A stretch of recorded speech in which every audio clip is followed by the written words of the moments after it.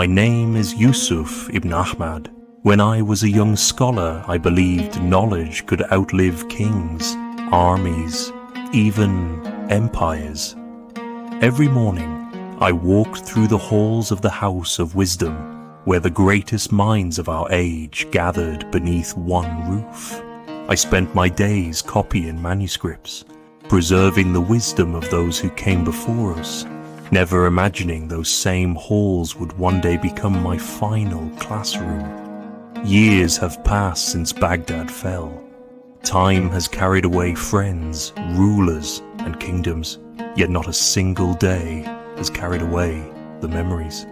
Even now, I remember Baghdad exactly as it was before the smoke. The city stood proudly along the Tigris, filled with merchants, craftsmen, scholars, and travelers from every corner of the world. The House of Wisdom was more than a library. It was the heart of learning itself. Within its walls rested centuries of human thought. Greek philosophy, Persian astronomy, Indian mathematics, medicine, poetry, and countless discoveries carefully preserved for future generations. Rumors began. Travelers arrived from the east with frightened eyes and exhausted voices. They spoke of an army unlike any the world had ever seen.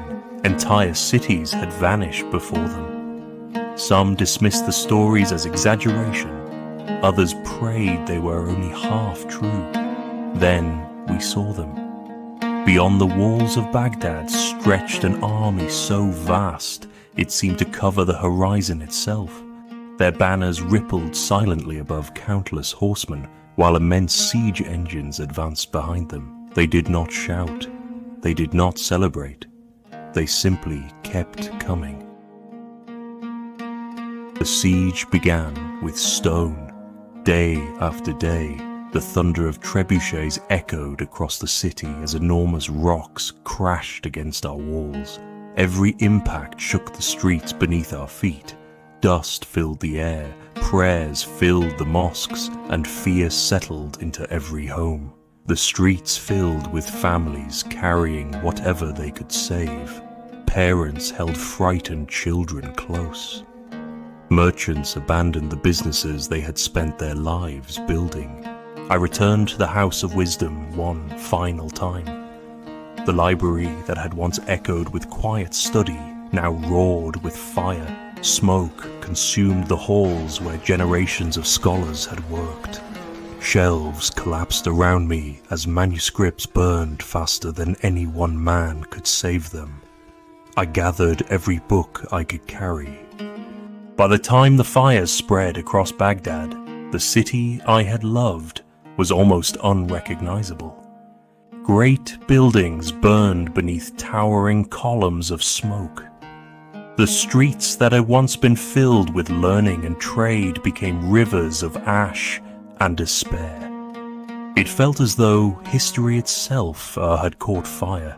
When the flames finally began to fade, I stood beside the Tigris holding only a small bundle of rescued manuscripts. Everything else had been lost. The city that had illuminated the world for centuries now lay silent behind me. It was then I understood that no empire, however magnificent, lasts forever. Many years have passed since that terrible winter. My hair has turned grey, my hands have grown unsteady, yet the memories remain as vivid as the day they were made. So I write them now, not for myself, but for those who will come after me. Cities may fall, libraries may burn, kingdoms may vanish, but memory survives only if someone chooses to preserve it. If these pages endure, then perhaps Baghdad will too.